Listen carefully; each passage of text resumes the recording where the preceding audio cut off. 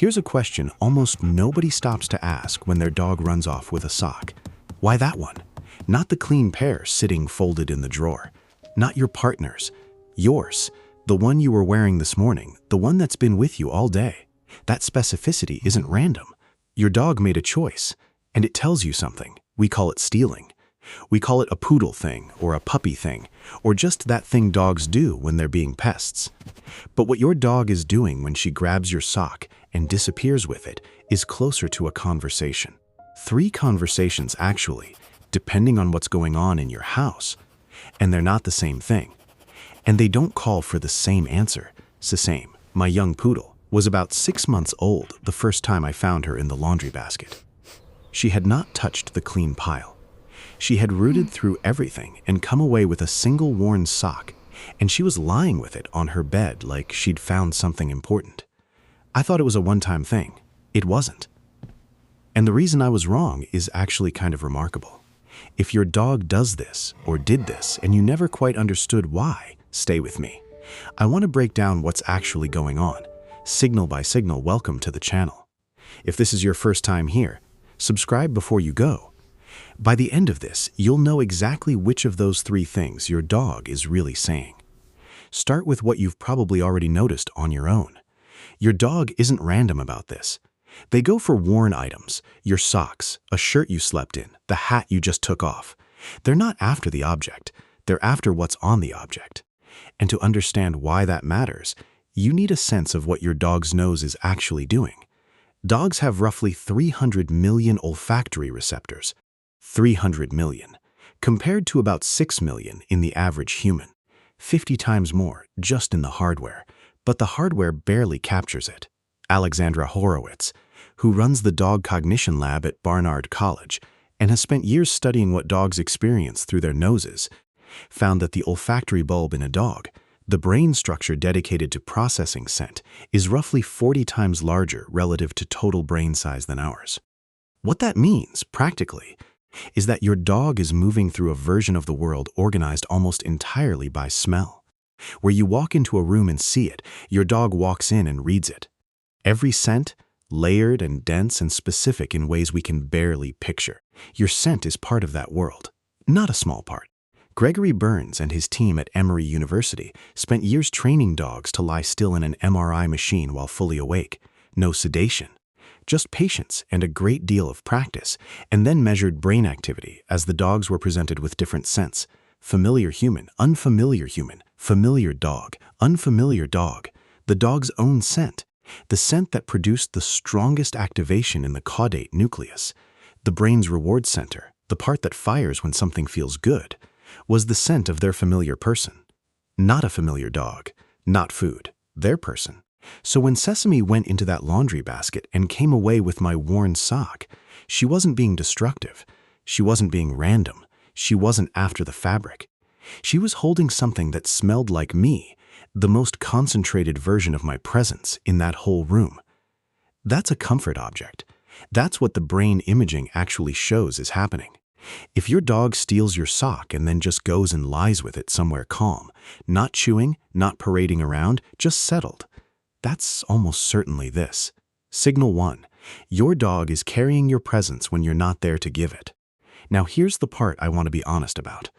Because this second signal is one I made significantly worse before I understood it.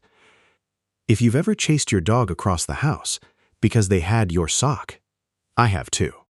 And I want you to sit with this for a second. The moment you got up and ran after her, you probably made her very happy. Not because dogs are sneaky. Because dogs learn what works. What happened in that room is something called operant conditioning, the basic principle that behavior followed by a reward tends to repeat. You chased your dog. That was exciting. That was loud and fast and interactive. From your dog's perspective, that was the best thing that had happened all afternoon. And your worn sock got her that. She didn't grab a random throw pillow. She knows exactly which object holds the highest value to you, guaranteeing you'll come running. This isn't stubbornness. This isn't spite. This isn't your dog challenging your authority or trying to win something. It's a dog who discovered that a sock is a button, and that button, when pressed, produces a running, shouting human who wants to play. The fix isn't complicated, but it requires you to do the thing that feels wrong in the moment. You don't engage. You turn away. You withdraw the thing the behavior was producing. Remove the reinforcer, as behaviorists put it. The game stops being worth playing when nobody chases you. Then you pick up something you're actually willing to play with, a tug toy, a ball, and you offer that instead. You can give your dog the play. You just change what triggers it. I practiced this with Sesame. It felt like ignoring her when she was clearly asking for something. But what she was asking for was interaction, and I could give her that, just not on those terms. The third signal is developmental, and if your dog is somewhere between 7 and 11 months old, this one might be doing most of the heavy lifting. In 2020, a research team led by Dr. Lucy Asher at Newcastle University published a study in Biology Letters tracking dogs through puberty. Labrador retrievers, golden retrievers, and German shepherds monitored over the course of adolescence. What they found was that around 8 months, dogs showed a measurable spike in something the researchers called conflict behavior, ignoring commands, testing limits, acting out specifically toward their primary caregivers rather than toward strangers. The dogs who were more anxiously attached to their person showed more of this, not less, which, if you've ever had a very bonded dog do something that felt like pure defiance, might make a certain kind of sense. They called it, with no apparent irony, the teenage phase.